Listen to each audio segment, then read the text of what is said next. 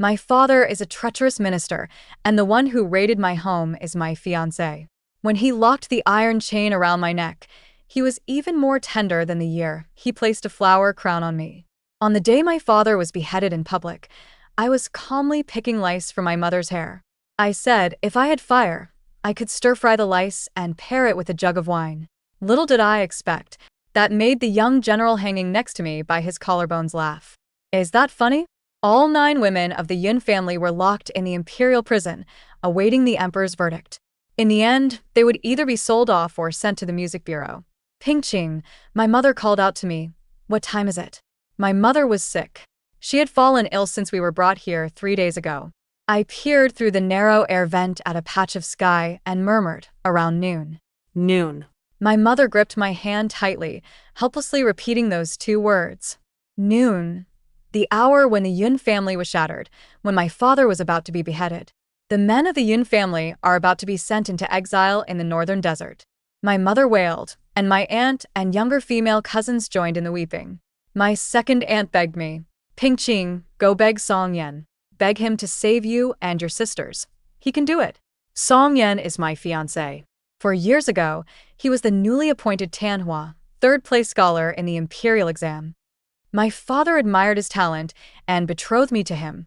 His career went smoothly. He was promoted time and again, deeply trusted by the crown prince. But now, he is also the executioner who wiped out the entire Yun clan. I wiped second aunt's tears. He won't help us. Aunt threw herself into my arms, crying. My cousins also surrounded me, weeping and calling out sister. I stared at the light streaming through the air vent, too high, too illusory to grasp. Heavy footsteps sounded behind me. I turned around, thinking it was an imperial eunuch bearing the decree, but to my surprise, I saw Song Yen. He wore a crimson robe and an official hat with 2 wings, head held high and chest out. Separated by the bars, our eyes met. In that instant of mutual gaze, I recalled the first time I saw Song Yen. He was dressed in a faded gray long gown, stepped forward, bowed to me, and said, Yuan greets the eldest young lady. Now he occupies a high position, while I am a prisoner beneath his contemptuous gaze. Second aunt begged him to save our 4 sisters. They may not care about dying, but we sisters were raised delicately like hothouse flowers. How could we go to a place like the pleasure quarters? Song Yen listened in silence, but his gaze kept falling on me. He suddenly asked, Why doesn't the first miss beg?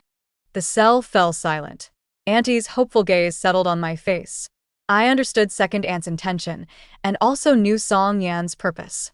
I knelt before Song Yan and begged, Please, Lord Song, lend us your aid and save us sisters from here. I calmly kowtowed to him. If this succeeds, Ping-ching is willing to serve you, like a beast of burden for the rest of my life to repay you. 3 feet away, separated by a wooden railing, Song Yan's low but pleased laughter came. He half-crouched and said mockingly, All 4 sisters become my concubines? Will the first miss agree? I paused for a moment, then continued kowtowing. I replied, You are a refined man of profound taste and extraordinary talent. To be your concubine is the fortune of my sisters. He laughed again. I didn't know the first miss could stoop so low. I lowered my head and did not answer. But your fortune is my calamity.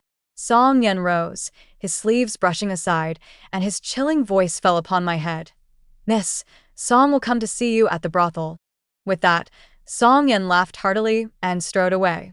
I straightened up, calmly watching his retreating figure. Ping-ching, my second aunt hugged me, saying, I'm sorry. It was foolish of me to think you could go and beg that heartless bastard. I comforted my second aunt, then turned my gaze to the man in the next cell, whose collarbone was pierced with iron chains. His disheveled hair covered his face as he sat cross-legged in the corner, unmoving for 3 days.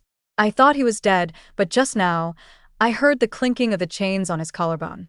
He was still alive. Who was that? My 5-year-old sister nestled against me and whispered in my ear, He is Xiaoxing, the youngest general of our dynasty. At 15, he followed his father on campaigns across the land, unifying the northern deserts in just 10 years. Xiaoxing's achievements should be recorded in history and admired by future generations. At least, that's what I believe. but he has been imprisoned here for half a year on charges of treason. Do you remember the general we saw at Qinghe Pavilion on the 12th of August last year? Little sister nodded. That handsome, divine general. The day Xiaoxing returned to the capital, the streets were empty as the whole city cheered. I was fortunate to see his face. He stood towering between heaven and earth, imposing without anger. I sat by the wooden fence, watching him all along. The light from the vent dimmed, and snoring sounded all around. I still watched him. When I got tired, I changed position and leaned against the wooden fence. When the watch drum sounded 5 times in a row, Xiaoxing lifted his head. Through the thick darkness, he also looked at me. I stood up. I curtsied to him in salute. He let out a sneer and closed his eyes again. I pinched my wrist with my fingertips, forcing myself to stay awake and maintain the same posture as him. Another day passed, both calm and terrifying. Second sister asked me when we would be taken away. I told her. Yesterday, no decree was proclaimed. Then we still have 5 days. His Majesty holds court every 5 days. Today has passed. Second sister pointed at the vent, and I nodded. Then there are 4 days left. Second sister, terrified, hid in a corner and cried. I still watched Xiaoxing. Late at night, when the watch drum again sounded 5 times, Xiaoxing opened his eyes once more, meeting my gaze. He still sneered, closed his eyes, and remained motionless until dawn. The jailer tossed breakfast onto the dry straw. I picked it up and fed it to my mother, but she refused to eat. She said she would rather die than see me sent to the brothel. 3 more days, I told her. Live for 3 more days. If there's no way out, then seek death.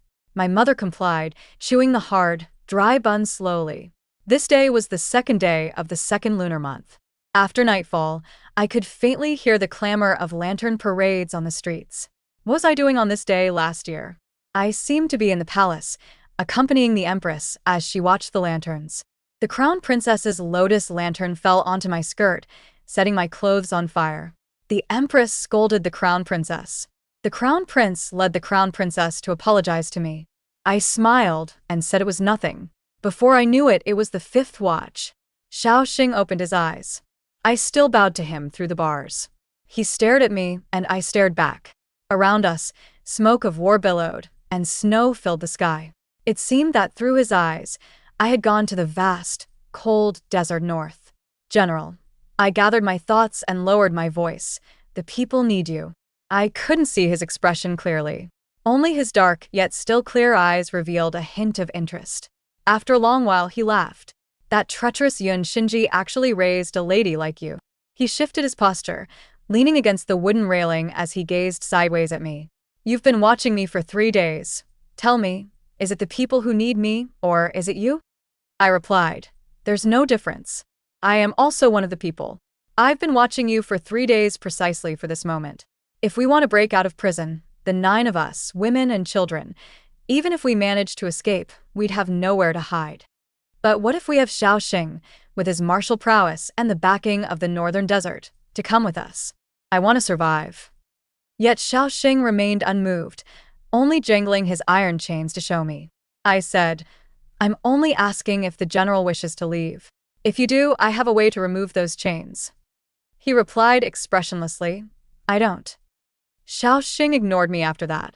The steamed bun in front of him had long been dragged away by a rat. I realized he hadn't eaten or drunk for a long time. Why? Daybreak. His Majesty will hold court tomorrow. I don't have much time left. The jailer threw in 9 steamed buns and 2 bowls of water. I stood up and called after him. Sir? What is it? Isn't General Zhao's breakfast being sent? The jailer frowned and scolded me.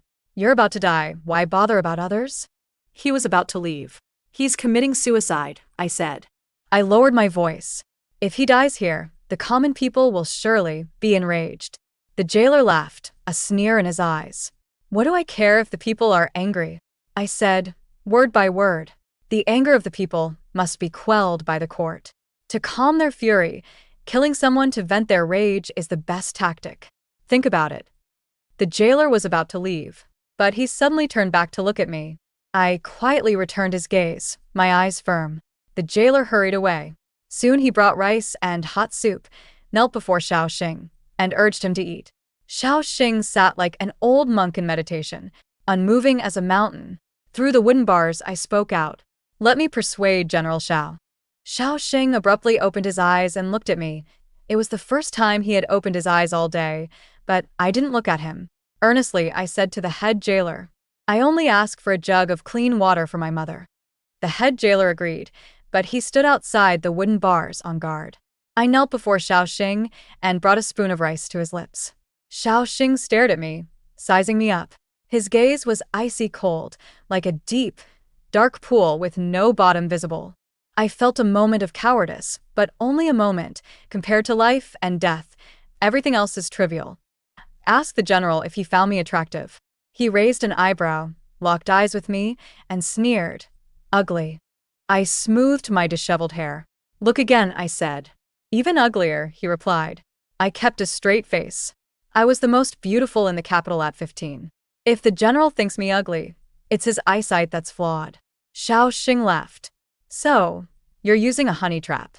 I have nothing to offer but this one face." I looked at him calmly. "Just making the best use of what I have." Xiao Xing pushed away the spoon. "Why didn't you use it on Song Yan that day?" I gestured for him to eat first. After a moment of stalemate, he ate that spoonful of rice. I heard the jailer outside the wooden bars exhale in relief. For the second spoonful, Xiao Xing didn't move. I crawled half a step on my knees, getting closer to him. Up close, I could see the newly added scars on his face, making him look even more terrifying. The once handsome and valiant general had fallen to such a state. I wonder whose misfortune it is. "Song Yan is not worth it," I said. Xiao Xing took the second spoonful, and the jailer was extremely grateful, but Xiao Xing showed no reaction.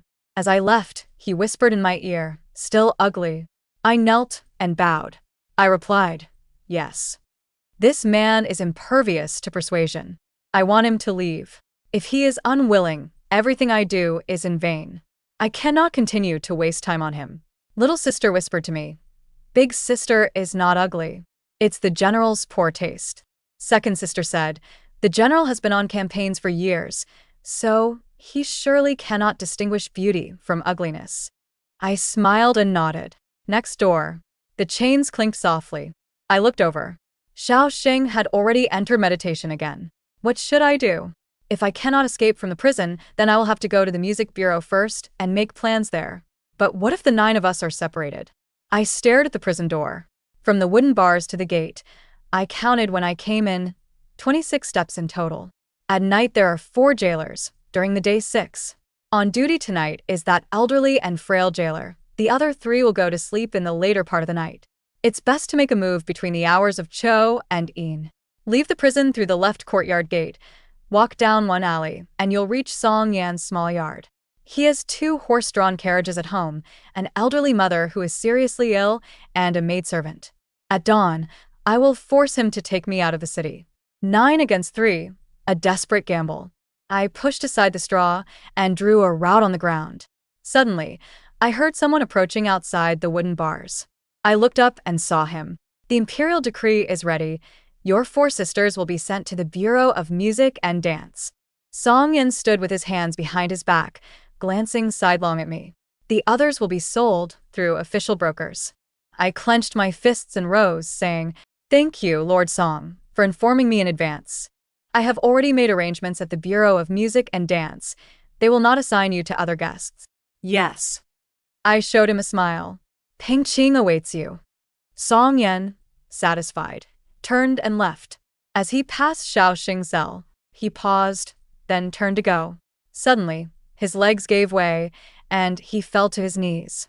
Song Yan clutched his knee socket, glaring angrily at Xiao Xing. "General Xiao, what is the meaning of this?" Xiao Xing scoffed. "Worthless." The night was deep. I waited quietly. Suddenly, the chains clinked. I turned my head, my gaze colliding with Xiao Xing's eyes. Neither of us spoke, simply staring at each other. His eyes told me he knew I would act later. The old jailer was kind-hearted. Once his companion fell asleep, I would call him in. At that moment, Xiao Xing tapped the wooden bars. He said, "Eat." The jailer, who was dozing, suddenly woke up and hastily offered Xiao Xing his own midnight snack. "Feed me," he said again, but kept staring at me. The jailer fumbled to feed him, but Xiaoxing shot him a cold glance and snapped, "Get lost." Yes, yes, the jailer understood. He looked at me pleadingly.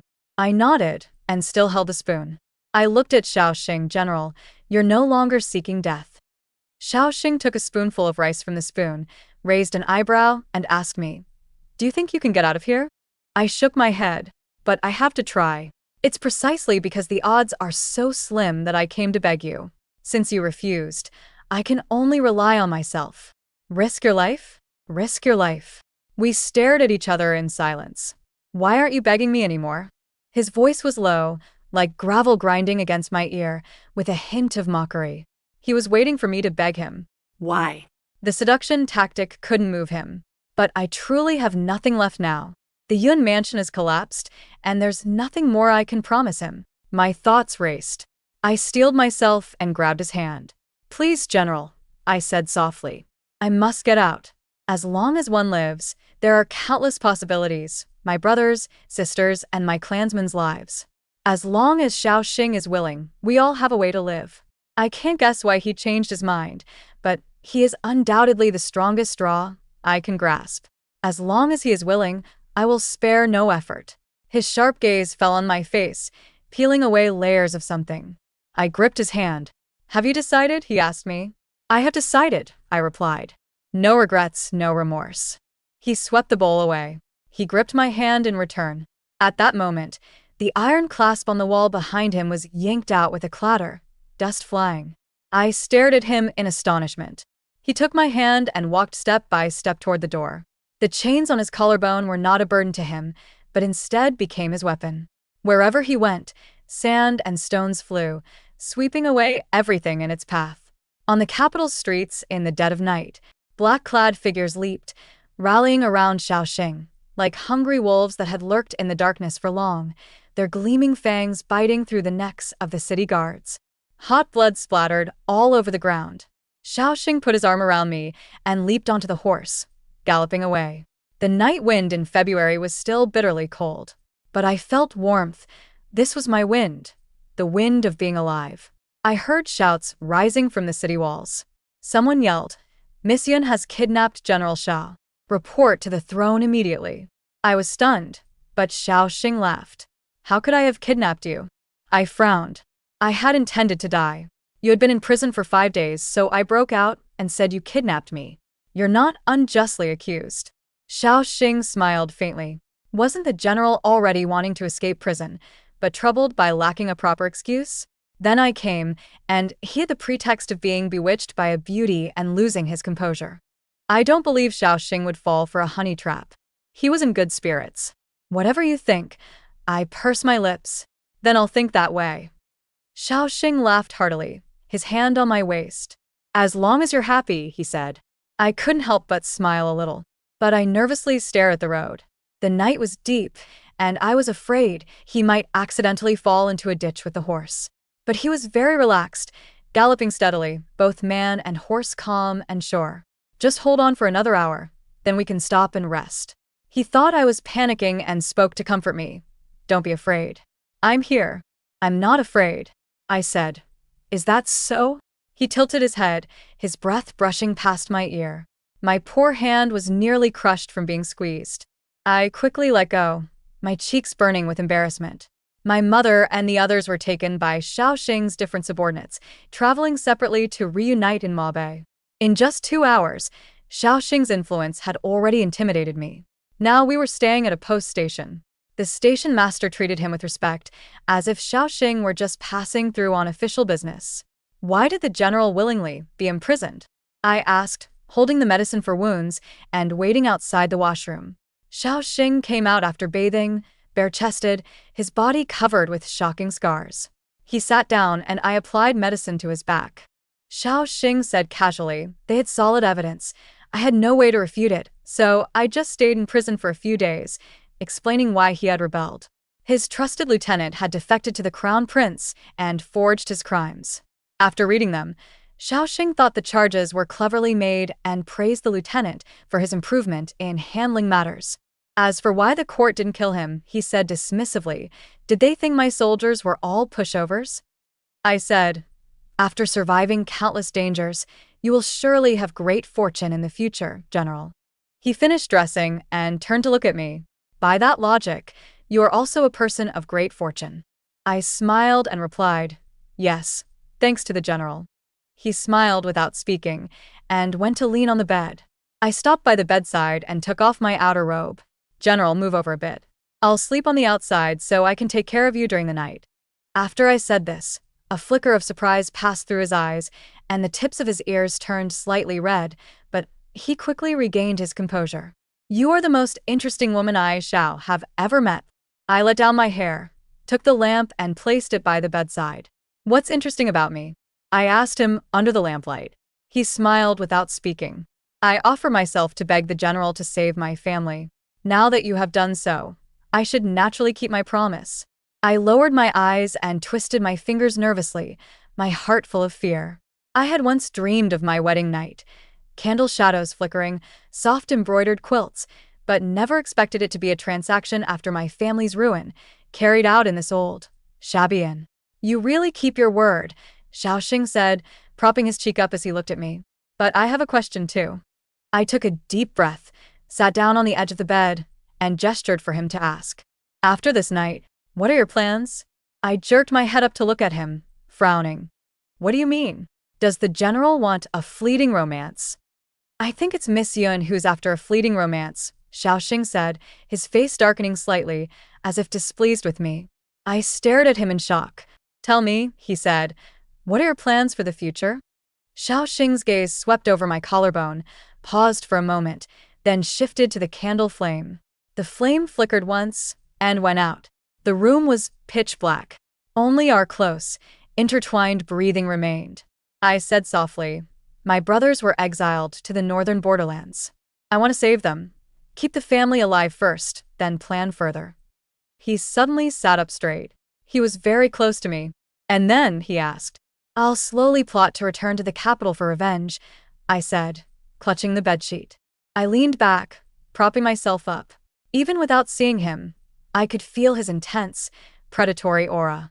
This man was like a wild beast, unlike any man I had ever met. Then he leaned forward a bit more. If you're still alive, just live well. I couldn't hold on any longer. My arms started shaking.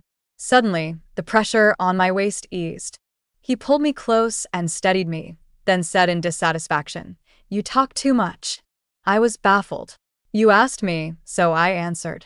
He turned over, sleeping with his back to me, and said in a muffled voice, I had someone bring a soft couch.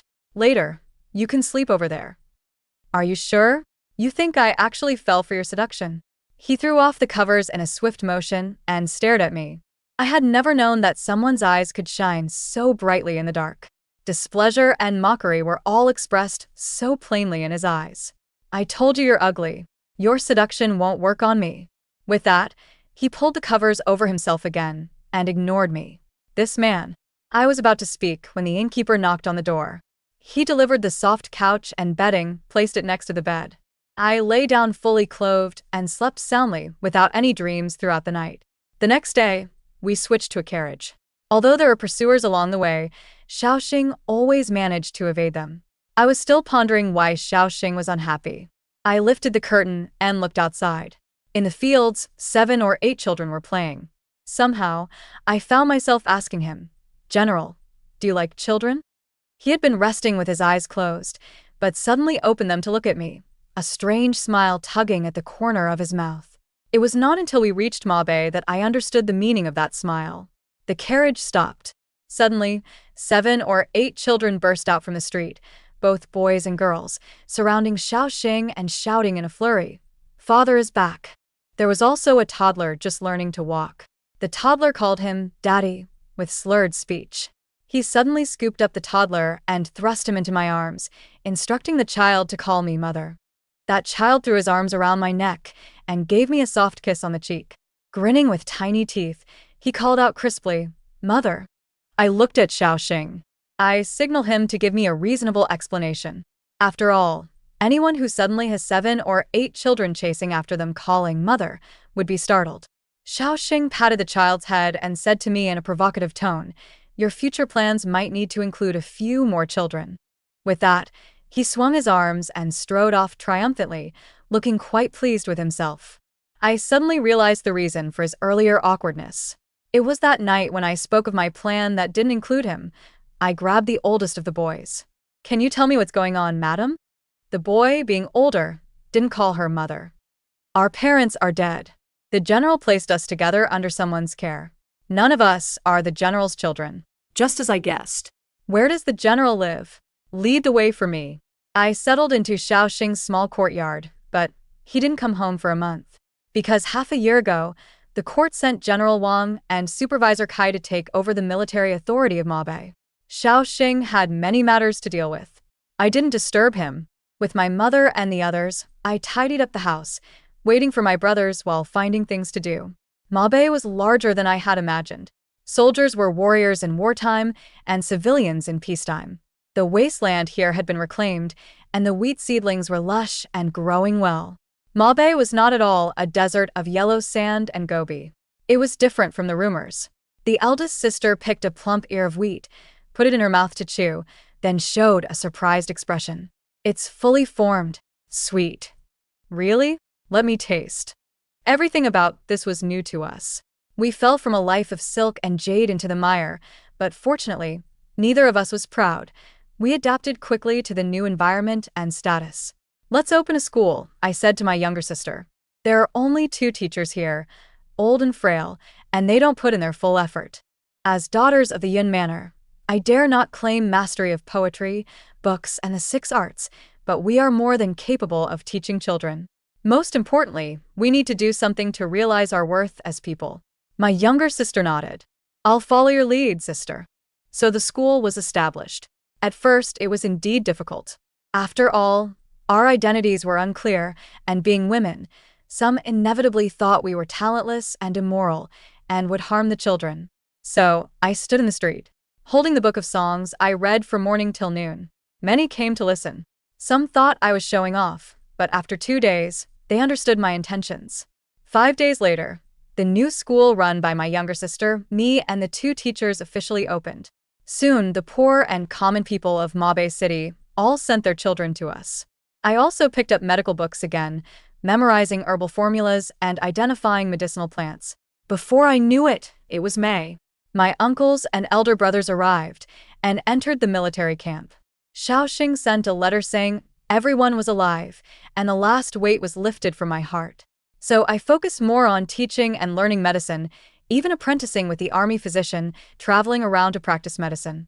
In Mabe, it starts snowing in September. In the morning, pushing open the door, the yard was covered in a foot of snow. I was shoveling snow when I suddenly heard footsteps behind me. Turning around, I saw Xiaoxing, dressed in a black robe, leaning against the courtyard gate with his arms crossed, looking at me with a faint, amused smile. I laughed. "Just arrived?" Xiaoxing hummed an acknowledgement and entered his courtyard. He seemed surprised by how different it was from before, momentarily stunned. "It used to be too shabby. I used the allowance you gave me to buy some furniture. Don't you like it, General?" I moved away the plum vase with flowers, but Xiaoxing took it and placed it back in its original spot. He looked at me and said, "It looks like a home. It's nice." I was taken aback. I went to pour him tea. He looked at my hands. "Master Qing? Dr. Qing? Which one shall I call you?" I wiped my rough hands. Raising my eyebrows, I looked at him. "And the third title? Why do you avoid mentioning it, General?" "What?" His hand holding the teacup trembled. "The General's wife." I sat down, propping my chin on my hand as I looked at him. "That's my favorite title."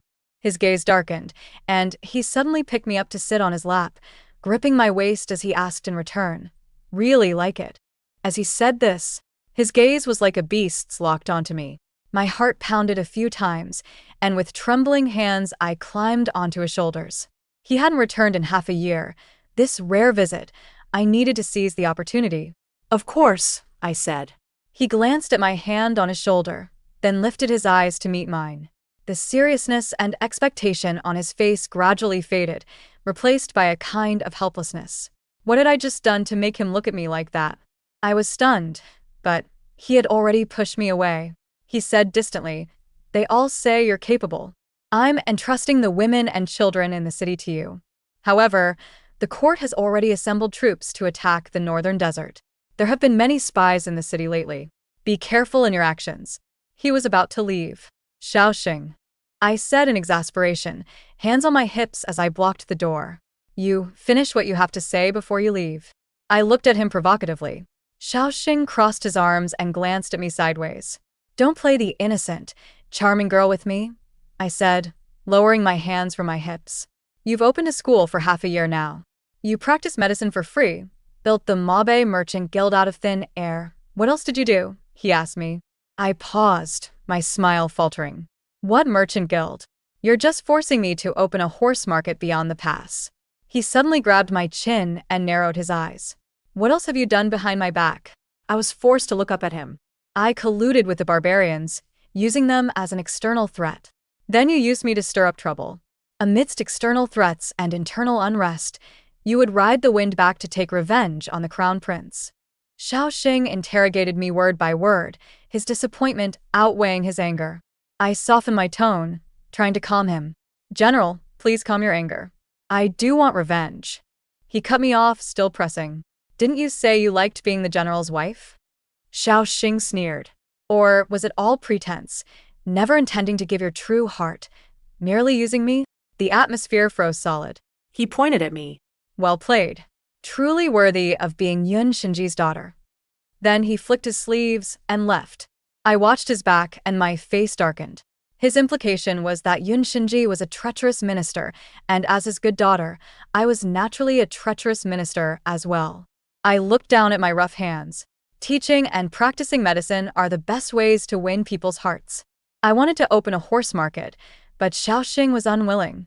The barbarians, intimidated by Xiaoxing's presence, had long been cautious and dared not invade.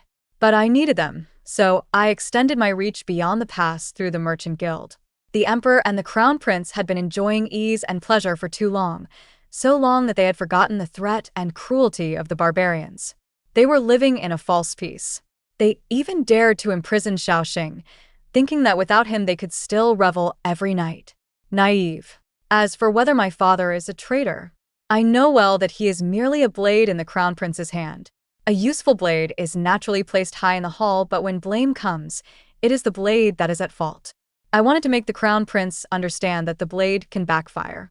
The bitter fruit he sowed, I would deliver to his own mouth at any cost. Let him swallow it. As for Xiaoxing, I still wasn't sure why he was willing to take me with him to escape back to the northern desert, but the result was what I wanted. Although I hadn't seen him in the past 6 months, I could see that the entire Mabe region was peaceful and serene under his governance. Xiaoxing, with a pure heart, devoted all his passion to Mabe and its people. He was strong enough to be fearless, disdainful of colluding with foreign forces, while I, having nothing to my name, had to scheme relentlessly, slowly biding my time. Suddenly, the door was pushed open. I thought it was Xiaoxing, but it was my little sister carrying a bag of apples and winter dates. "The general gave them to me. He's so kind," she said, crunching on a date and handing one to me. "My mother said the trade routes to Mabe are blocked, so these fruits from the south are more precious than gold." My heart felt as if pricked by a needle. My mother invited the general to stay for dinner, but he said he had things to do and left. My little sister asked me mysteriously, "Did you two have a fight?" I nodded.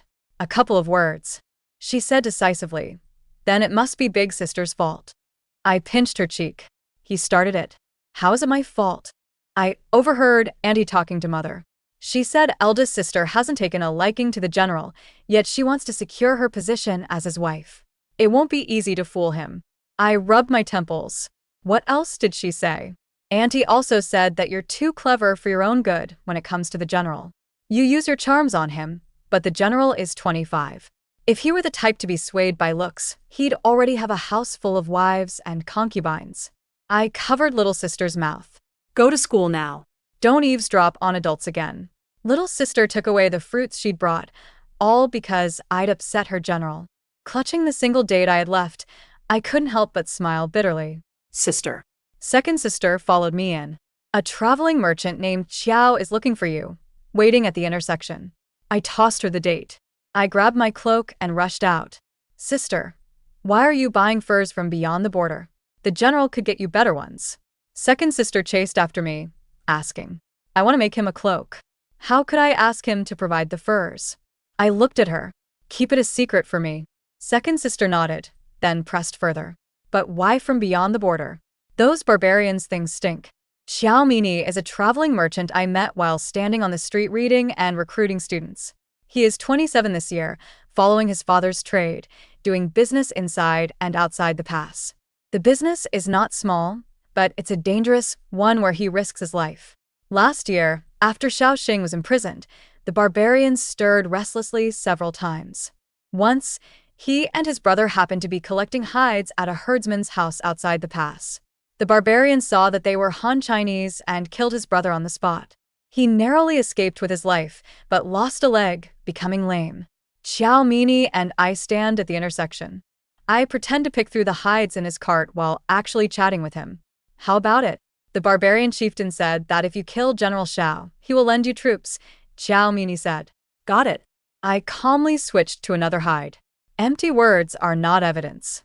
Did you write the letter and affix your seal, as I instructed? Xiao Mini stuffed the letter into the hide and handed it to me. Madam. This hide suits the general. Thank you. I hugged the hide and asked him how much it cost.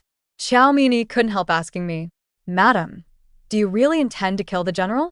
It's just a matter of a cup of poison wine. No matter how capable Xiaoxing is, he can't withstand arsenic. Don't worry about me, I replied casually. Has my letter been sent out? Xiao Min looked startled for a moment, then nodded after a silence. But will Song Yan reply to you? He's your enemy after all. I gave him the banknotes, the household allowance Xiaoxing gave me. These past 6 months, he'd send me 100 taels at the start of each month, and I didn't hold back, spent every last copper. No hatred, only interests. I said, Xiao Min, you too must become as rich as a nation to fulfill your father and brother's last wishes. How to become as rich as a nation? He didn't know, nor did I, but we could work together. He was gambling and so was I. He said we were like rats in the sewers, vile and filthy. I said, don't be afraid. When it's done, we'll buy the historian's brush. Xiao Min smiled and said that was a good idea too. I went back and read the letter from the barbarian chieftain. The handwriting was ugly, but it was definitely his hand and seal. I stared at the characters intently, carefully copying them. Then I carved a piece of chicken bloodstone, cutting a seal. 10 days later, Song Yan's reply arrived. He answered me point by point, saying he could help me return to the capital. He would give me a new identity, make me his concubine. Song Yan's handwriting is beautiful, much easier to imitate than that brute's ugly scrawl. I could recognize his writing. But unfortunately, the raid was sudden, and I didn't have time to take one with me. 2 days later, I wrote a reply. I found Xiao Mini and asked him to deliver it to the chieftain. Everything I needed to say was in the letter. Xiao Mini presumably left immediately. The content of the letter was simple. I agreed to kill Xiaoxing and asked how many soldiers he could lend me.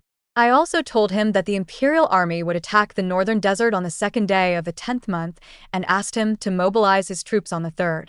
4 days later, Xiao Mini returned with a reply. A day later, I wrote back to Song Yan. This time, I didn't go to Xiao Mini. Instead, I took the letter myself to the postal station. When the postal clerk rode out of the city on horseback, I stood at the crossroads and watched him leave.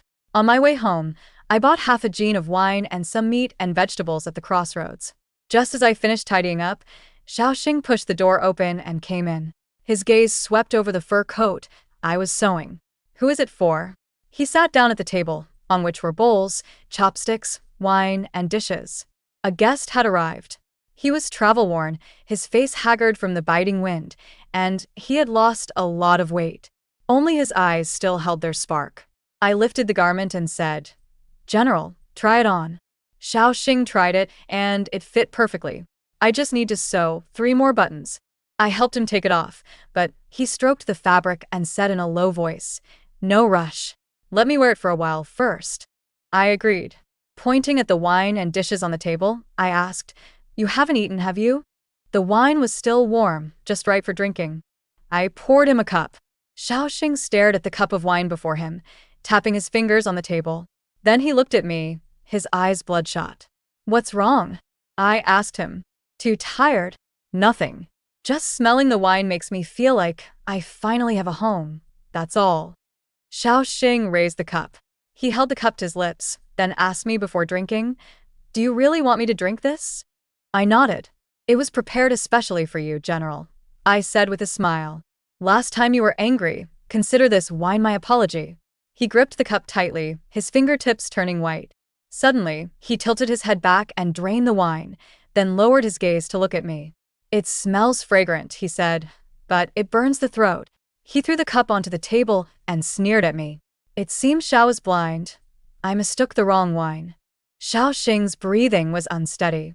I took the initiative to hold his hand. "I've been in the northern border for half a year. The general hasn't gone out with me yet. Others would think my title of general's wife is self-proclaimed." His palm was broad and warm. There were thin calluses on his palm, and a scar. I scratched the scar and turned to smile at him. There was confusion in his eyes. It was our first time walking the streets together. The weather was nice today. I stopped in front of the old man selling wine and said with a smile, "My general says your wine is excellent." The old man kept bowing and gave an extra half-jean for Xiaoxing to carry. Xiaoxing paid and carried the wine jug. His gaze swept over our joined hands, then looked at me. The townspeople surrounded him. They all asked him what they should do if the imperial court sent troops to attack, and whether the city militia should go into battle. Xiaoxing instructed everyone to just defend the city and not go out. As he spoke, he suddenly paused. He abruptly gripped my hand tightly. Puffed. He spat out a mouthful of blood, then stared at me and fell straight to the ground. The street fell silent. Even the wind stopped. Then the whole street erupted into uproar, with cries rising all around. I crouched beside Xiaoxing. His hand still held mine. He unclosed his eyes, staring straight at me. September 27th, Xiaoxing was hit with a deadly poison, incurable by medicine, barely clinging to life.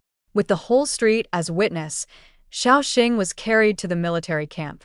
That night, I sat by the table, my mother pointing at my nose and scolding, "Yun Pingqing, you are exactly like your father. Ruthless and short-sighted." When my father defected to the crown prince, my mother opposed it. "You don't understand these things." "I have my own plans," I said to my mother. Hearing this, she slumped into a chair, because these were the very words my father had once replied to her. Years later, her daughter used the same words to answer her. "You can be cunning, but you cannot harm the loyal." "That's Xiaoxing, Xiaoxing," my mother said. I said nothing. Sinful. My mother went out in a daze. "Your Yun family has been cursed for generations. It has nothing to do with me. I'm done. September 29th. Xiaoxing hadn't woken up. The Mabe army was anxious, but not in chaos. That was Xiaoxing's ability. Even if he were truly dead, Mabe would not fall into disorder. On the second day of October, the imperial troops arrived at Mabe. Because Xiaoxing was about to die, their morale was extremely high. But the south gate of Mabe was tightly shut, refusing to engage in battle. On the third day of October, the barbarians arrived. With 3,000 troops, they launched a fierce attack on the north gate, but the north gate remained tightly shut, refusing to engage. Mabe was besieged, facing internal and external troubles at once. Xiao Mini sat with me in the courtyard drinking tea, anxiously asking, "Madam, what should we do next?" "I don't know. Are the rice and charcoal prepared by the trade association sufficient?" I asked. "They are sufficient. We had them ready when the court sealed off the trade routes earlier." I nodded. Xiao Mini paced in the yard, his lame leg making his steps uneven, reminding me of Song Yen being scolded by his superior. He came to beg me for help. His superior had a leg ailment, walking unevenly too, and was very fierce. I initially disagreed, but Song Yen kept pleading with me. Song Yen looked his most handsome when begging, his eyes soft and red, making him pitiable. I wanted to see him beg me more. On the fourth day of October, Mabe became a trap jar. On the first day of being besieged by both armies, I received a letter from the barbarians. They asked me to find a way to open the north gate. I burned the letter. On the 10th day of being trapped in Mabe, Song Yan's letter arrived, in which he asked me to leave the city. He sent men to escort me back to the capital. I burned the letter. On the 15th day of being trapped in Mabe, news from the capital arrived. Song Yen had been imprisoned for treason. The charge and evidence were letters showing his collusion with the barbarians. Letters I had, of course, written. With so many spies in the city, my every word and action could not be hidden from Shaoxing or from the people in the capital. The court could use any despicable means to attack Mabe, but colluding with the barbarians was the one thing not allowed. The nature of the matter was different. Now that the barbarians and the imperial troops were coordinating so seamlessly from within and without, it couldn't be explained without collusion. On the 17th day of being trapped in Mabe, Song Yan's letter begging me to help arrived. I replied, telling him to wait for my return to the capital. That day brought a stream of good news. The barbarians' provisions were exhausted, forcing them to retreat, and in the capital, the emperor had confined the crown prince to his quarters. Song Yen was a capable subordinate of the crown prince, and the campaign against Mabe was entirely under the crown prince's command. The emperor was only 48. Could he suspect that his son wanted to inherit the throne prematurely? October 22nd. With Xiao Mini's help, I left the city. Outside the city, Song Yan's men were waiting for me. I abandoned the carriage for a horse and rode swiftly toward the capital before departing. I left a letter and a prescription at home. The letter was long. I spoke of serving my lord with beauty, but alas, the general remained unswayed. I owe the general a great debt. To follow him to the northern desert is a blessing for me and my clan. The northern desert is the general's domain, and it will also be the future home of my Yun clan. I ask for your continued care in the days to come. As for the enmity between my father and the general, allow me to take revenge. The general will surely laugh when he reads this letter. How could a mere woman speak with such boldness? I once read a martial arts novel in which a chivalrous warrior wielded a pair of mother and son blades. When locked in life-or-death combat with an enemy, he would deliberately let the enemy strike away the mother blade. As the enemy gloated over his seeming victory, the warrior would suddenly unleash the sun blade, delivering a lethal blow, and it always succeeded. My father is the mother blade, and I am the sun blade. Please trust me, General, and await good news. October 29th. I arrived in the capital. After 7 days of travel, exposed to wind and elements, I had become haggard and gaunt. I went to the prison of the Ministry of Justice. This time I stood outside the wooden fence, with Song Yen inside. He saw me. His mother was so agitated her eyes reddened. She pleaded with me. Miss, Yuanin didn't come by his position easily. He did nothing wrong, he's been wronged. You must explain to the emperor that the letters were all written by you. You are a woman and already guilty. You won't mind one more blot on your record. If you can save Yuanin, you'll be earning virtue for yourself. I looked at Song Yen. Why aren't you begging, Lord Song? These were the words Song Yen had said to me then. He also knelt before me, his eyes red and soft, pitifully pleading. Yuanin begs the young lady to save me. After Yuanin gets out, he will surely marry the young lady, never abandon her for life. Such a Lord Song is indeed dashing. I crouched in front of him. Then wait for me, Lord Song. Song Yen looked at me with joy. An hour later, I met the emperor in his study. He had reigned for 28 years, mediocre, with neither great achievements nor major faults. He asked me, since you have the courage to return, you must be prepared. Speak, I am listening. I replied, that day in the prison, I seduced Shaoxing with my charms. To be with me forever, he helped me escape and fled to the northern desert. Your Majesty is not surprised, because he must have already investigated this matter. But I do not like Shaoxing. It is with Minister Song that I share deep affection. A look of contempt appeared on His Majesty's face. You poisoned Shaoxing? The emperor asked. Yes, I did. Did Song Yen order you to collude with the barbarians? The emperor asked me. I anxiously denied it. No, it has nothing to do with Minister Song. I did it all. His Majesty threw the intercepted letters in my face. He roared angrily. You are merely a woman. Why would you kill Shaoxing and collude with the barbarians?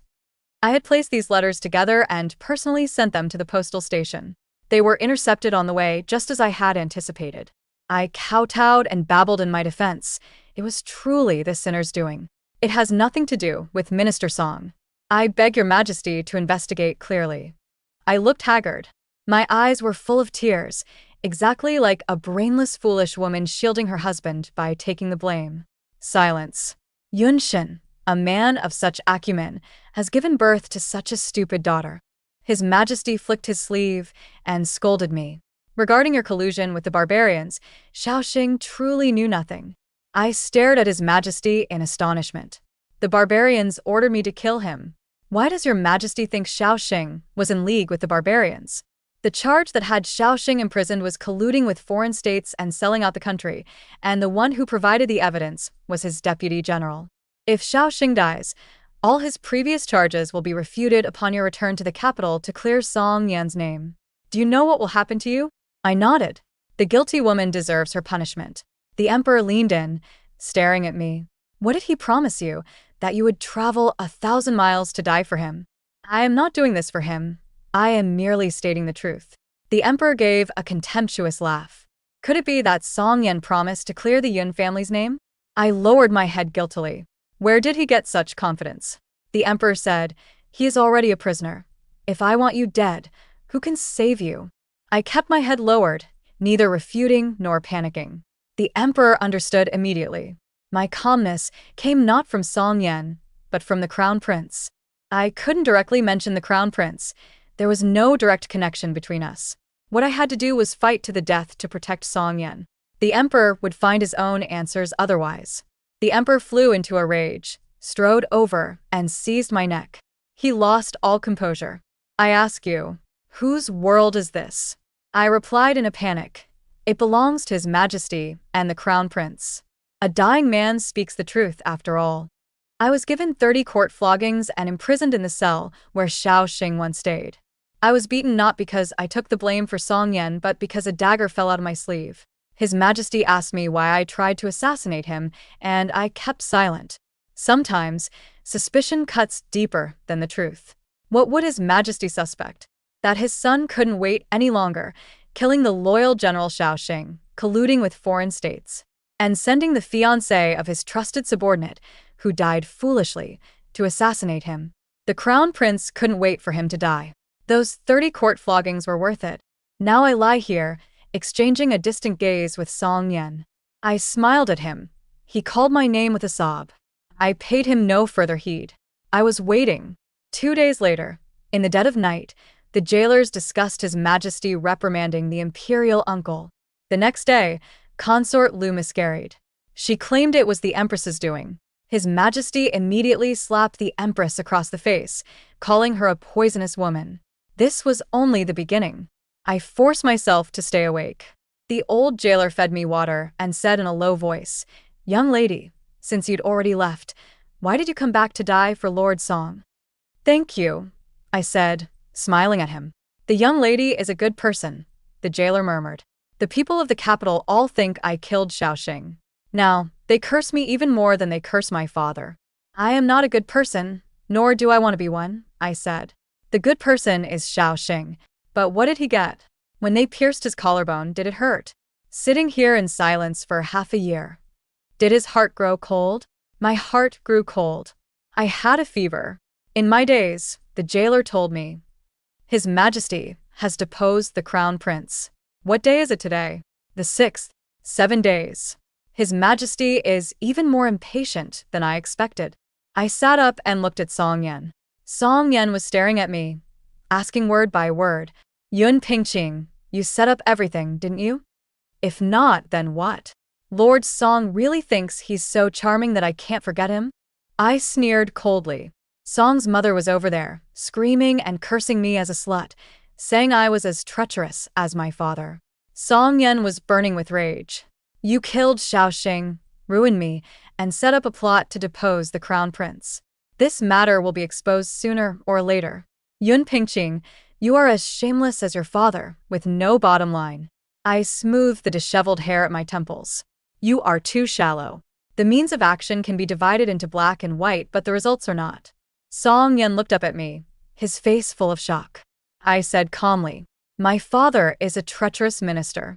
In the 15 years of this court, which minister's achievements could match half of my father's?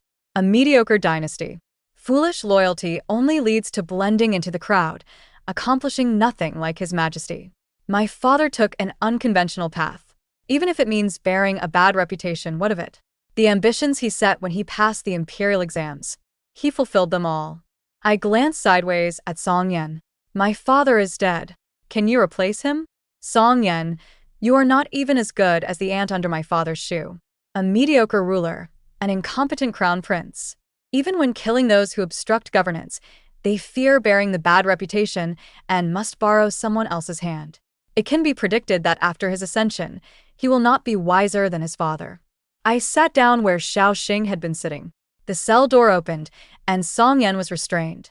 The iron chain around his neck was exactly the same as the day I came in. Yun Pingqing, you will also die a miserable death, you bitch. I smiled and waved at him. Song Yen knocked his head against the wooden railing, clawing at it. He was afraid. Miss, you said you would help me for life. Go explain to His Majesty. I don't want to die. Are you worthy? I asked him. Song Yen was dragged out. His red-eyed, desperate expression. I loved it too much. I was very tired. The festering wound on my back was unbearable. I had to lie down again, but I could see Song's mother writhing on the ground. Interesting. On that day, Song Yen was beheaded. Half a year ago, my father died in that same place. A person must always make a choice. My choice was to protect my clan, avenge my father, and not besmirch Xiao Xing's name. The people need him. From now on, cursing me will become the belief that keeps Song's mother alive. The crown prince is the crown prince. He is His Majesty's legitimate eldest son doted on. When His Majesty's anger subsides, the position of crown prince will still be his. When that time comes, I will have you, vile woman, cut into 1,000 pieces. Song's mother spoke some truth, and yet none. There was no choice. I will fix my gaze on the only heir to the throne, never stopping until death. The empress was ruthless. Beneath the crown prince, 8 princes had died in succession. Various ways to die, but now there are still 2 princes in the harem, the 7-year-old Duan Wang and the 3-year-old 11th prince. So I was waiting. Soon, how soon was that? When Song's mother was tired from scolding and fell asleep, someone entered my compartment. The person was wearing a black hooded cloak. He crouched in front of me. Miss Yun, were you waiting for me? Greetings, Imperial Uncle. I pressed my cracked lips together. Why have you come? The person opposite was Zhongqin Bo, Duan Wang's maternal uncle, consort Zhang's elder brother. He was certainly not the imperial uncle, but that must have been his dream. He laughed, his wrinkles deepening. Miss Yun, did you really poison Xiao Xing to death? How could that be? I smoothed the hair at my temple. He is my husband. In this world, what woman kills her husband? Zhongqin Bo smiled and nodded. I thought so. Yun Xinji carefully cultivated his daughter, intending to send her into the palace as empress. She couldn't possibly do something so stupid. I nodded. But I've heard that Xiao Xing never consummated the marriage with you. Is that true? Zhongqin Bo asked me. It was filthy and messy here. What business does the imperial uncle have here? Instead of answering, I asked him back. Zhongqin Bo paced back and forth with his hands behind his back. After a turn, he stopped in front of me. You calculated that I would come to save you. I shook my head. I'm not asking you that. He crouched down again and lowered his voice. Someone will take you away from here tomorrow night. But Yun Pingqing, I looked at him. I save you, and you'll make Xiao Xing help Prince Duan. I'm going to die anyway. Even if I'm rescued, it's a worthless life. I sighed and closed my eyes again. Don't trouble yourself. Passively betting on others' feelings for me. I won't do something that stupid. Besides, I'm certain Earl Zhongqin will save me. If he can't use me to restrain Xiao Xing, he'll send me into the palace to aid his sister. Once I become the emperor's consort. Even if the crown prince makes a comeback, Yun Pingqing, will bear the brunt first, and only then Prince Duan. Sure enough, Marquis Zhongqin ground his teeth and said in a low voice, Tomorrow night at the hour of the rat, someone will come to take you away. I showed gratitude. Then I'll trouble you, Lord Chancellor. Earl Zhongqin was dissatisfied with my attitude but couldn't argue the point now, so he stormed off in a huff. The second night I left the cell. The capital at midnight was no different from half a year ago. Snow was falling, and a few dogs barked in the distance. A sturdy old woman carried me on her back. I half opened my eyes, taking in the night scene. Alive, how wonderful. A snowflake landed on the back of my hand, but before it could melt, a sudden fierce wind swept in. Then I was tossed into the air, like that snowflake, falling into a warm embrace. He caught me steady and sure. I smiled as I was wrapped tightly in a warm cloak, bound across my chest, pressed close like the legendary mother and child blades. I squirmed, but he patted me. "You're heavy. Stop wiggling, or I can't hold you." I replied. Shaoxing had forced the Duke of Zhongqin to the Crown Prince's residence, where the guards were as good as absent. Proof once again that Shaoxing held not just the northern desert, his reach in the capital was boundless. We entered the prince's bedchamber. Shaoxing handed his sword to the Duke of Zhongqin and said, "I'll watch." "You do it." The sword hummed in the duke's hands as he trembled. Shaoxing was patient, but I couldn't wait and sneered, "Earl, if you don't kill us now, you'll never have another chance." "General, the Earl is too timid to act. Let's go." "I see that. Let's go." Shaoxing carried me and turned to leave. "Wait." Loyal, diligent Earl used a pillow to cover the Crown Prince's face, then switched to a dagger and stabbed it into the Crown Prince's chest. The Crown Prince struggled a few times before breathing his last. "Uncle Consort, the General and I need to hurry on our way." "You should go home and rest early," I reminded Shaoxing. "General, don't forget your sword." Shaoxing grunted in acknowledgement, hugged me tightly, and left the Crown Prince's residence. That night, did Shaoxing come back? No, he didn't. Since Shaoxing didn't return, it couldn't have been him who saved me. He didn't come back, so the Crown Prince's death couldn't be linked to him. As for loyal, diligent Earl, as long as His Majesty lives, he and Prince Duan's lives are in Shaoxing's hands. Killing the Crown Prince of this dynasty would not be enough to warrant the extermination of even 9 generations of his family. As for the future, we'll deal with it then. Shaoxing carried me for about 15 minutes. He pushed open a door, and then my cloak was untied. A warm breeze brushed my face. I pushed aside the covering and saw him. His face dark and gloomy, his brows and eyes heavy with exhaustion, his cold gaze fixed on me. "What a scheming mind you have, Mississippi. Who are you going to plot against next?" "General." I smiled, my heart filled with guilt, not knowing how to face him anymore. Shaoxing raised his hand to cut me off. In truth, I didn't know what to say either. I was glad he came to save me, but more than that, I wished he hadn't.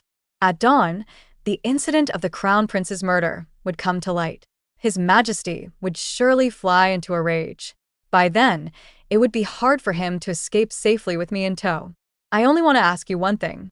From the moment you first saw me, have you been scheming all the way to this day?" I shook my head.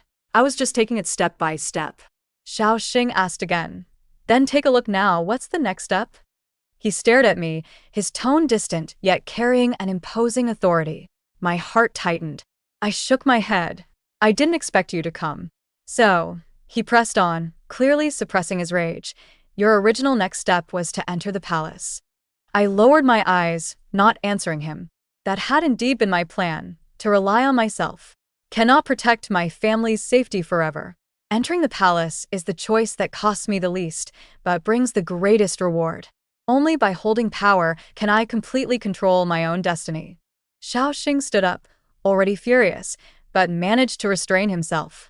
"I'll give you 1 night to think it over. If you want to enter the palace, I'll let you have your way." Without looking at me again, Shaoxing turned and left without looking back. I watched his retreating figure and sighed. Dawn. Shaoxing pushed the door open. I was sitting on the bed waiting for him. He paused for a moment when he saw me, but the next moment, his face stiffened again. "Have you thought it through?" I nodded. "You want to enter the palace?" he said, rage churning in his eyes. I waved my hand. "No. I want to return to the northern frontier." Shaoxing was stunned, his expression shifting rapidly. He walked to the table, poured a cup of cold tea, and drank it all. "Yun Pingxing, the northern frontier, is not a place you can come and go as you please." I nodded in agreement. Shaoxing stared at me. He was about to leave, but I called out to him. "I need a set of clean clothes. If possible, I'd also like to bathe." He paused in his steps and said impatiently, "Got it," then left. The death knell tolled. The capital must be in chaos now. I somewhat regret sending him to find clean clothes for me. I quietly opened the door to look outside, and as I scanned, my gaze suddenly met his. I quickly opened the door. You didn't run into any danger while buying clothes, did you? You don't need to care. He dropped the clothes and left. After a while, he brought in a bucket of hot water and some medicine for injuries. He didn't look at me while doing these things. I bathed, changed clothes, and applied the medicine myself.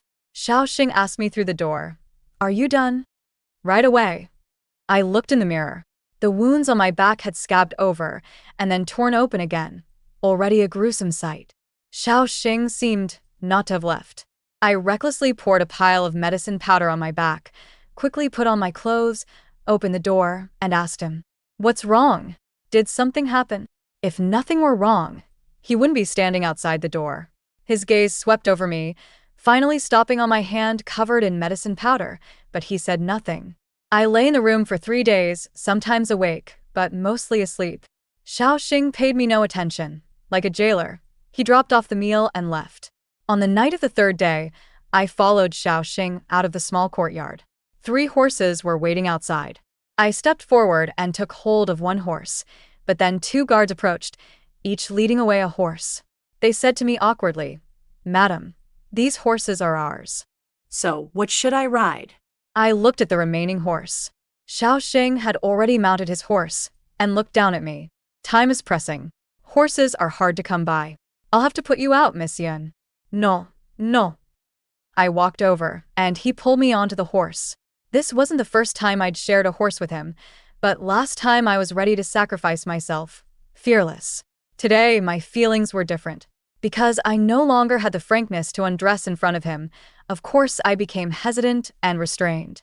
He was angry at my distrust of him, angry that I poisoned him. I could understand all that. But he didn't accept my repaying his kindness with my body. Once we returned to the northern desert, I'd find other ways to repay him. "Hold tight," Xiaoxing whispered in my ear. "If you fall, I won't fish you out." I didn't retort. I obediently held onto the saddle pommel and didn't move. Xiaoxing was clearly taken aback for a moment, and then he didn't speak to me again. We left the capital silently, and once on the main road, we galloped all the way. Several times I wanted to ask him about what had happened in the capital these past few days, but I stopped myself before the words could leave my mouth. The wind was bitterly cold. I shivered, and Xiaoxing suddenly reined in his horse. I looked at him in confusion. He suddenly lifted me up, turned me around to sit facing him. I stared at him in astonishment. "Hold tight." He forced my arms around his waist, then wrapped his cloak around me, pressing me against his chest. "Don't move, or I'll throw you off." I wanted to look up and see his expression as he said this, but I couldn't see anything, and I was growing drowsy from the warmth. I fell asleep, and even had a dream. In the dream, I saw my father. My father told me to let it go. Find a husband and live a happy life. I told him that the crown prince was dead and that Xiaoxing had forced loyal diligent Earl to act. My father said that although the current emperor is not a wise ruler, replacing the crown prince would bring even greater uncertainty. It would not be good for Xiaoxing or for our family. For us, the crown prince's death is a permanent removal of a future threat.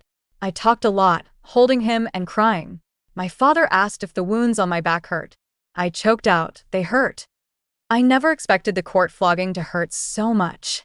When I lay in the prison, rats drawn by the smell of blood scampered over me. "Father, I was so scared." How could I not be? I was raised in my father's palm, coddled. I could discuss all matters under heaven on paper, but I had never tasted real hardship. When I was little, if I pricked my finger while embroidering, I'd shed a few tears. But my haven was gone. I could only endure, protecting my family in his place. Whether kneeling to do things or standing to be a person, what I wanted was for everyone to live. Only by living could anything be possible.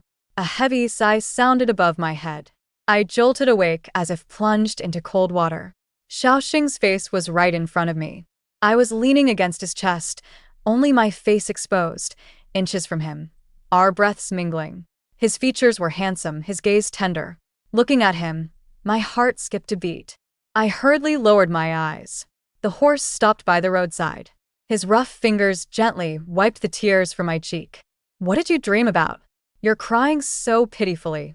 I looked away, saying nothing. When you talk to me, it's either coaxing or lying.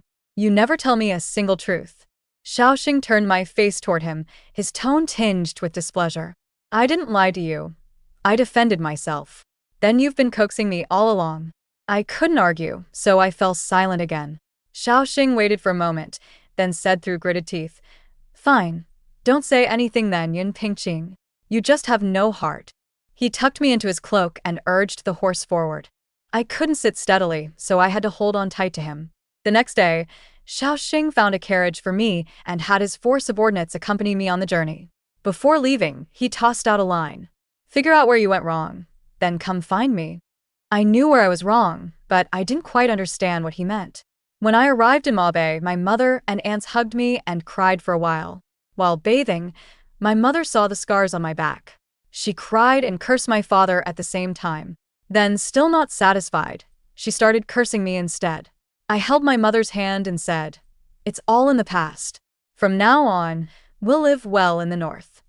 My mother glared at me. With all those schemes in your head, I don't believe you'll live a peaceful life.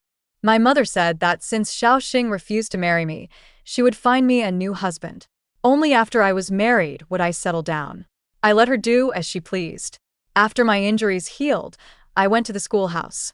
I heard the final report on the Crown Prince's death.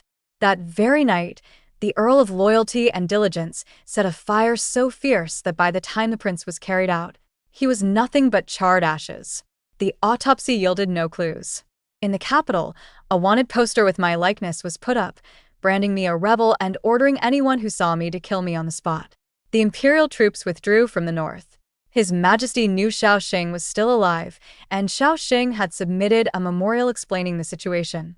He said his body had not yet healed and that he would go to the capital once he recovered. His Majesty neither agreed nor disagreed.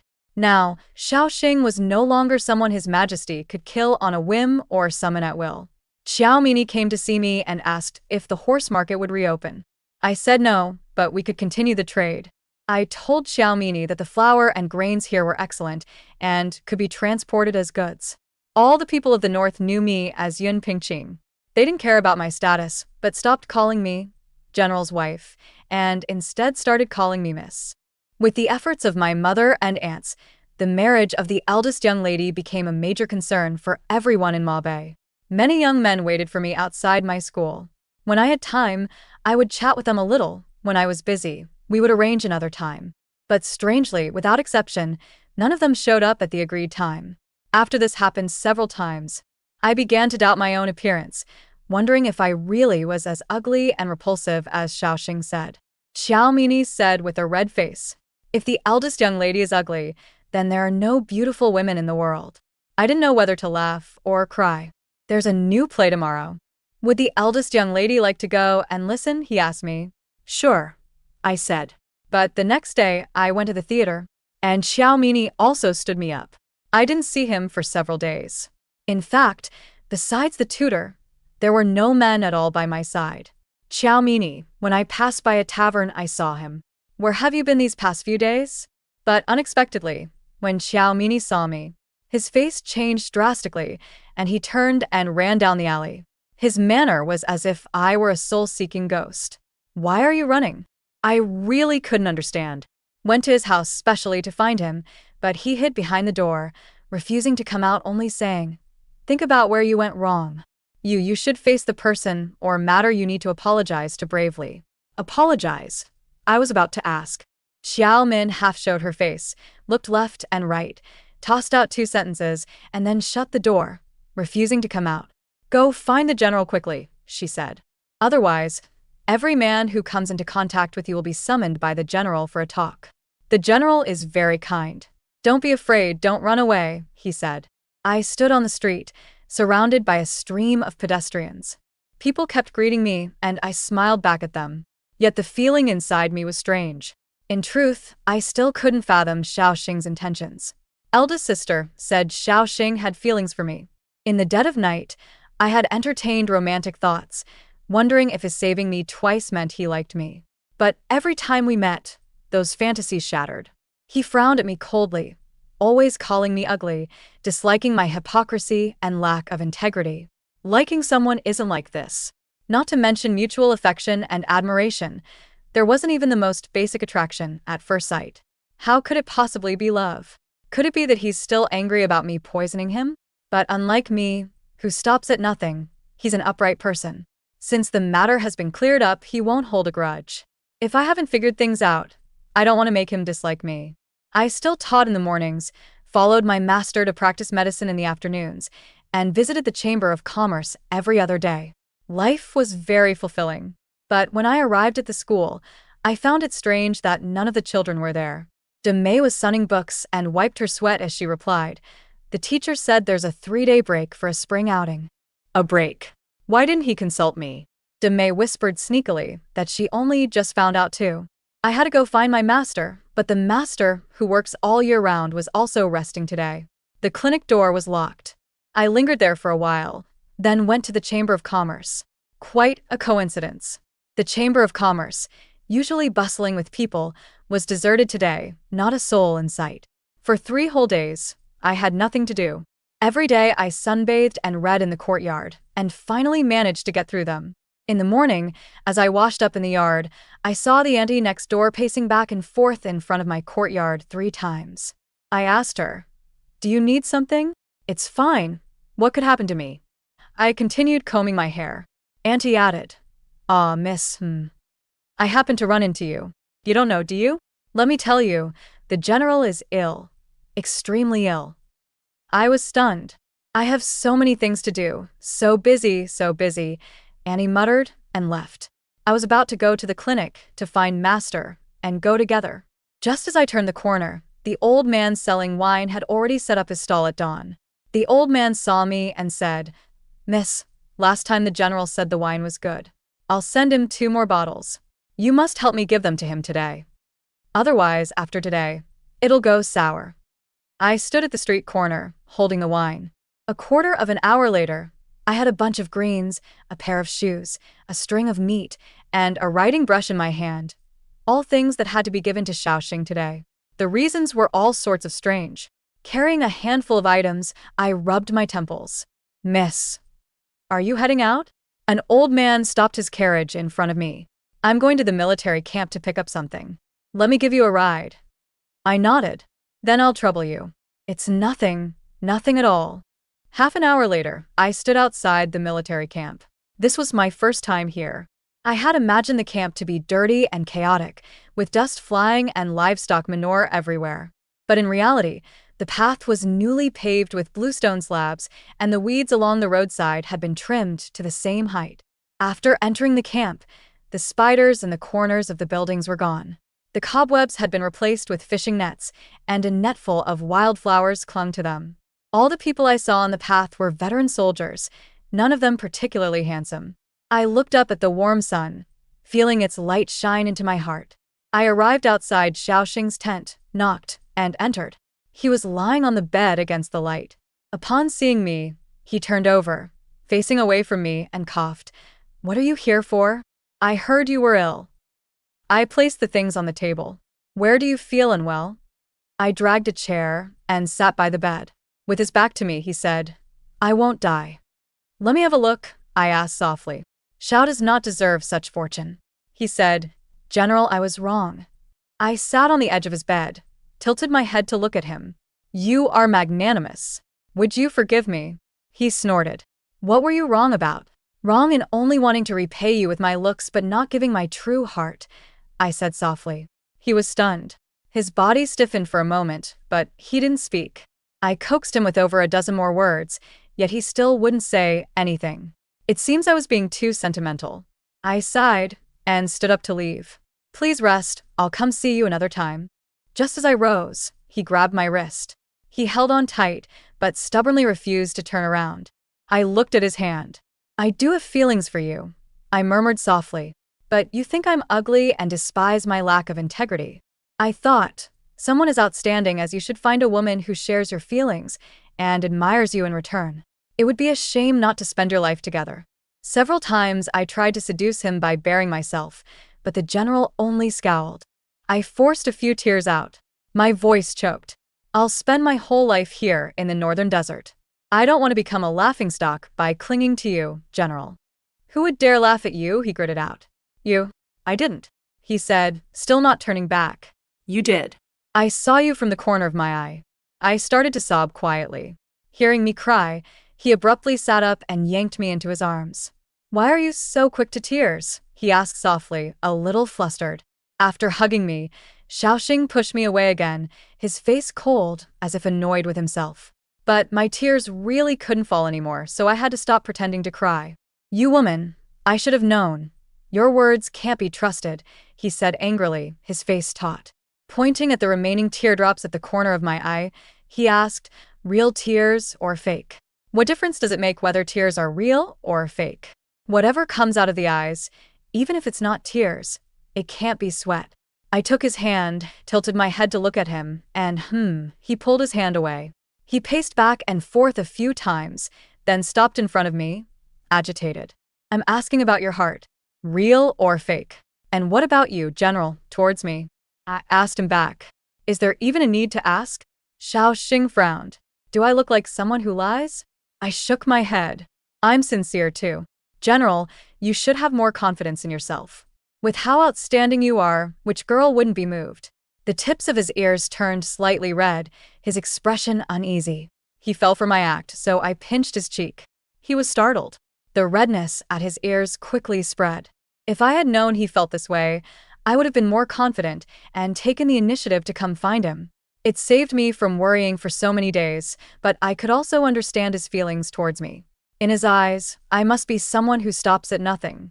So he doesn't trust me. For example, when I cried in front of him, he thought I was using tricks, not crying out of genuine sadness. I don't deny that. I really am that kind of person. The General truly likes me? He didn't speak, looking away. I didn't press him. I took his hand and sat down, laying out all my thoughts for him. I formally apologize to you. I really am not straightforward. As I said, I have no special skills or assets. To achieve my goals, stopping at nothing is my method. What happened before was my fault. If you don't like it, I'll change from now on and won't use tricks on you. Is that okay? He looked at me in surprise. His eyes were red and soft at the corners. General, you are a regional overlord with great power. Even when my father was alive, marrying you would have been me marrying above my station. Moreover, now I am a convicted person. I looked down at his hand, pursing my lips. If the General does not despise me, I treasure that. Moreover, I do have some feelings for you. He tightened his grip on my hand, his fingertips burning hot, and hurried to explain. You did nothing wrong. Using poison on me was also to protect me. I know in my heart that I am not angry with you. It's just that I feel you are so clever with your own plans for everything. In your presence, my military power and schemes have no use. In the end, I am simply angry at my own incompetence. I stared at him in surprise, my nose tingling. How could you be incompetent? No one in this world has the right to call you incompetent. Xiaoxing pulled me over and held me in his arms, his voice muffled. You say you are unworthy of me, but I don't think so. If your family had not suffered such misfortune, how would you have taken a liking to a rough soldier like me? When I entered the capital, I heard that you were the model of noble ladies skilled in music, chess, calligraphy, painting, national studies, and policy debates, none of which you were not proficient in. You even went to the court to debate with scholars, your knowledge no less than theirs. He released me and stared at my face. A lady of your stature, with proper conduct and a mind vast as the universe. I was only afraid that you would find me shallow, with nothing to say. He had been thinking so much. But I had always been thinking of him on the surface, undeserving of his praise. He added, when you came to Mabe as a teacher, the children's parents all told me how well you taught. The two masters are also convinced by you. He clumsily helped me arrange my hair. Don't sell yourself short. I nodded, my heart filled with gratitude. After a long while, I remembered the fishing net hanging in the corner. You had someone make it. I was afraid you would find this place dirty and messy, so I deliberately had it arranged. He seemed a bit uneasy. So that's why the military camp was so clean. It was all arranged by him. As for the events in the city, they were all schemes he devised to lure me to see him. Now, everything was out in the open. I was in a great mood. Xiao Xing and I walked hand in hand back to the city. The road was obviously long, but walking it didn't tire me at all. Yet he kept turning back to ask if I was tired and if he should carry me on his back. I actually let him carry me for a while. On the way, many people saw me and changed their address to Madam. They even asked Xiao Xing when they could have her wedding candy. Xiao Xing turned and asked me instead, "When would we have the wedding candy? What does the general think?" No rules. I need to prepare properly. He stopped, looking into the distance. I want the whole world to know that Yun Pingqing married me. Yun Pingqing was once the model of noble ladies in the capital, a revered young lady high above everyone else. Marrying me made her the general's wife. Still incomparably noble, to be revered by all. I nodded and said, "Okay." Xiao Xing's extra. At 15, I followed my father on campaigns.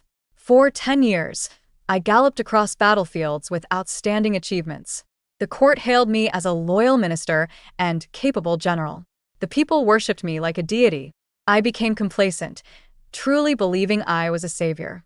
But after being betrayed and framed by my deputy commander, bearing the charge of colluding with foreign forces, I finally understood that no one in this world is indispensable. In prison, the pain of the collarbone piercing was far less than the pain of disappointment. Not worth it. This court, this world, is not worth my utmost effort. I fasted and abstained from desires to calm myself, to comprehend the treacherous complexities of the court, and to understand the way of human interactions. One day, Grand Chancellor Yun Xinji was convicted, and the women of the Yun family were imprisoned next to me. I knew his eldest daughter, Yun Pingqing. It was said she was a well-read lady from a prominent family who had met with great misfortune. I expected her to be like other ladies, fearful, crying, and pitying herself. But when I saw her calmly kowtowing to her fiancé, saying neither humbly nor arrogantly that she was willing to become a concubine along with her 3 younger sisters, at that moment, I suddenly understood. People do things with a purpose, seeking wealth, fame, or a way to survive. Once you set a goal, you go forward without worrying about gains or losses. Pingqing said that I saved her, that she owed me a debt of gratitude, but in reality, it was she who saved me. Buddhism speaks of enlightenment, Taoism of sudden realization. At that moment, I felt it. Life is short. Don't be swayed by the foolishness of others. Just do what you want to do. Persist in what you want to persist in. Methods may be distinguished as good or evil, but results are not. As for the infamy after my death, what does it matter to me? How fortunate I am to have known her. To marry her, before the wedding, I announced it to the world. The marriage contract was sent to the capital. I didn't want to know whether the emperor was angry, but as it turned out, he granted Pingqing the title of honored lady and sent someone with a phoenix coronet and robes of rank. My wife is Yun Pingqing. As long as I, Xiao Xing, live, she will never be the daughter of a treacherous minister. She is not a criminal bearing guilt. She is an extraordinary woman of high standing, whom all must respect and revere.